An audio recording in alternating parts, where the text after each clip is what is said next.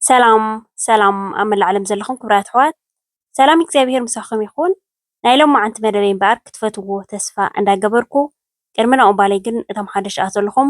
ላይክ ሳብስክራይብ ኮም እንዳገበርኩም ንዚ መዓልታዊ ሒዘ ዝመፅእ ቪድዮታት ተኻፈልቲ ክትኮኑ ብክብሪ ዕድመኩም እቶም ምሳይ ፀናኹም ከዓ ከም ቀደምኩም ምትብባዕኹም ኣይፈለየኒ እዚ ቪድዮ ብላይክ ጀምርዎ ክብራት ኣሕዋተይ ላይክ ምግባር ኣይትረስዑ ናይ ሎም መዓንቲ ብሓንሳብ ኬድና እንሰርሓ እምበር ኣብ ምእተዊ ከም ዝረኣኹማ ሶፍት ዝኾነት ኬክ ብሓንሳብ ኣብ ሓፂር ግዜ ክንሰርሕ ኢና እምበኣር ንዛ ኬክ ዘድልየና 4 እንቋቑሖ ኣብዚኣ ኣዳልየ ኣለኹ ማለት እዩ ሕጂ እቲ ብጫ ከዓ ምስኡ ገይረ ኣይሃርሞኒ ከምዚ ጌርና በይኑ ኣብዚኣ መትሓዚት ጌርና ክንወፅንሕ ኢና ማለት እዩ ሕጂ ዋላ ከምዚ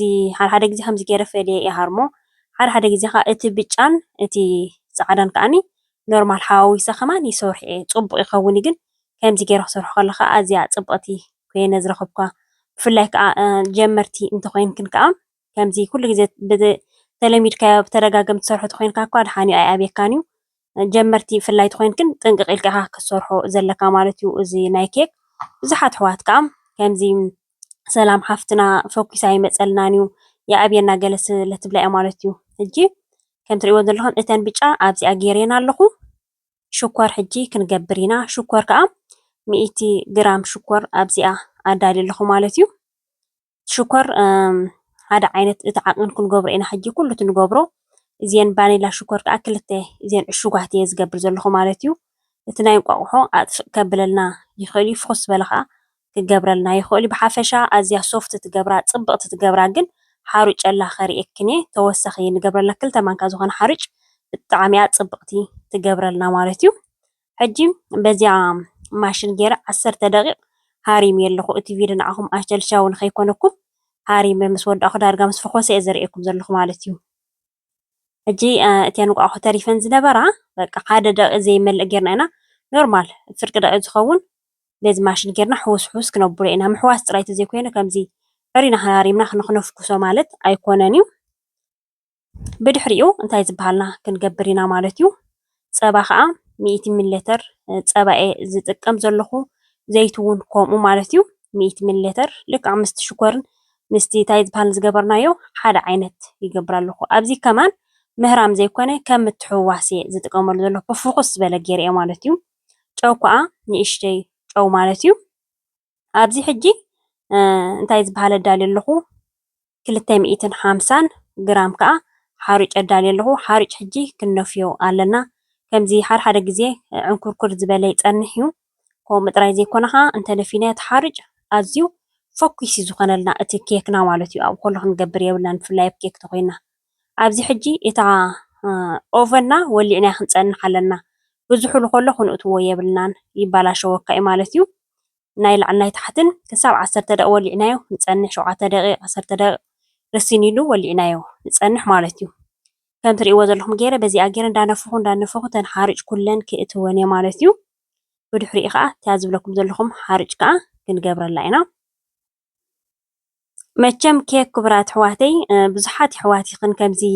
ይኣብየና ገለ እንዳበልክን ትፅሕፋለይ ማለት እዩ እንታይ ዝበሃል ከዓ 15 ግራም ቤኪንግ ፓውደር ዝእቱ ዘለኹ ማለት እዩ ሓንቲ ዕሽግቲ እቱ ኣለኹ ብዙሓት ኣሕዋት ይኣብየና ናይ ኬክ እንዳበልክን ተብላለይኽን ትፅሕፋለይ ኢኽን ማለት እዩ ናይ ኬክ ክሰርሕ ከለኹ ኣብ መጀመርያ ከዓ ብጣዕሚ እዩ ዝኣብየካ ዋላ ንዓይ ከምዚ ሕጂ ሰሪሐዮ ፅቡቅ ትሪኦ ዘለኽን ከምኡ ኣይኮነን እዩ ዝኾነ ዓይነት ክትሰርሕ ከለኻሲ ከየባለሻኻ ኣይልመድን እዩ ምክንያቱ ኣብዚ ሕጂ ዝተበላሸው ሒዘ ክመፀክን ኣይክእልን እየ ክቡራት ኣሕዋተይ ከማንሲ ኩላትኩም ኣይኮንኩም ኢኹም ሳፖርት ትገብሩ ዘለኹም ማለት እዩ ተጠንቂቕካ ሰሪሕካዮ ፅቡቅ ዝኾነ ቪድዮታት ከማንሲ ነቲ ፅቡቅ ከማን ጠብለቕ ኢሎም ከምዚ እንታይ ዝበሃል ዳውን ክገብሩካ ዝገብሩ ሰባት ስለ ዘለው ሕጂ ቪድዮ ክንሰርሕ ከለና ግድና ተጠንቂቕና ፅቡቅ ጌርና ክንሰርሖ ማለት እዩ ኩላትኩም ሲ ሓደ ኣይኮንኩምን ኢኹም ስለዚ ክቡራት ኣሕዋተይ ከምቲ ንዓኽን ዝኣብየክን ንዓና እውን ይኣብየና እዩ ማለት እየ ከምዚ በቃ ልክዕ ከምዚ ጌርና ሰሪሕናስ ከምኣ ትመፀልና ማለት ኣይኮነን ሕጂ ኣብዚ 2 ማንካ ክገብር እየ ካብዚአን ሓርጭ ማለት እዩ እሽክንሻት ጌርክን ሰኣልኣ ኣብ ዝተፈላለዩ ሃገራት ኣለዩ ኣብዚ ዓዲ ዘለኹ ከዓ ኣብ በዓል ካውፍላንድ ኣሎ ክንገዝኦ ንኽእልና ማለት እዩ ነቲ ኬክና ብጣዕሚ ፅቡቅ እዩ ዝገብረልና ኣብ ኬክ ክንሰርሕ ከለና ከምዚ ጌርና ሓደ ማንካ ክልተ ማንካ ካብኡን ላዕሊ ግን ክንገብረሉ የብልናን ምክንያቱ እንተበዚሕዎ ፅቡቅ ኣይመፅን ክዕርዩ ከምዚ ፈርከሽከሽ ክብለና ይኽእል እዩ ናይ ዕፉን ዝተጣሓነ ብጣዕሚ ድኽም ዝበለ ናይ ዕፉን ሓሪኡ ዘለዎ እዩ ብጣዕሚ ከዓ ፅቡቅ ዝገብረልና ነፊሕ ሕጂ ምስኡ የእትዎ ኣለኹ ማለት እዩ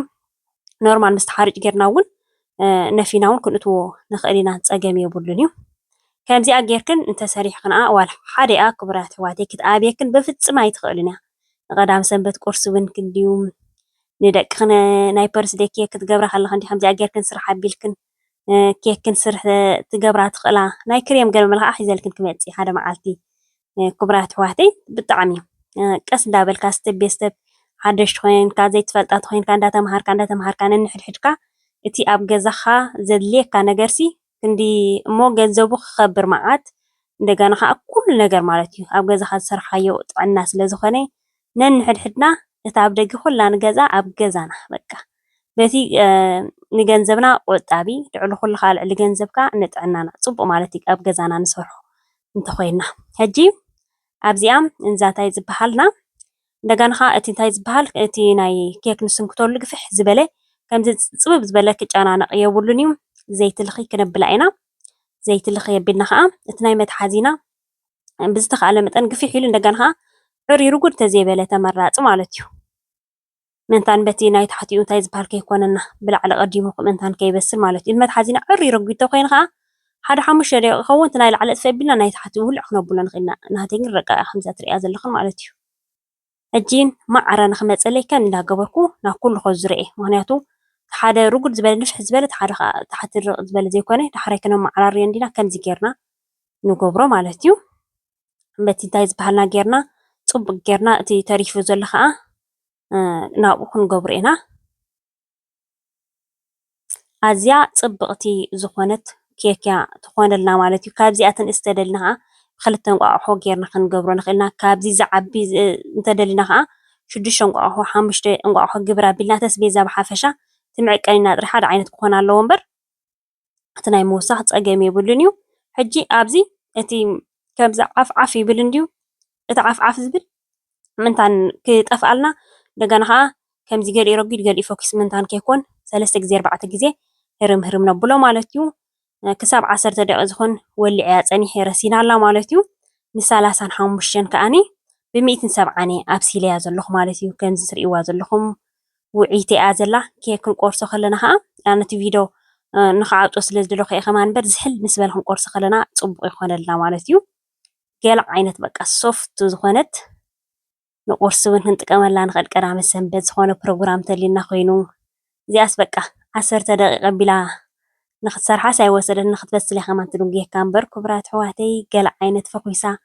ክትፅብቕ መዓት ኮይና ምብሳላ ማለት እዩ ሕጂ ኣብዚ ክንብል ንኽእል ክንገብረሉ ከዓ ንኽእል ማለት እዩ ሽኮር ዝተጣሕነ እየ ዝጥቀም ዘለኹ ነንእሽተይ ዋላ ፎርማ ደስ ይብለካ እዩ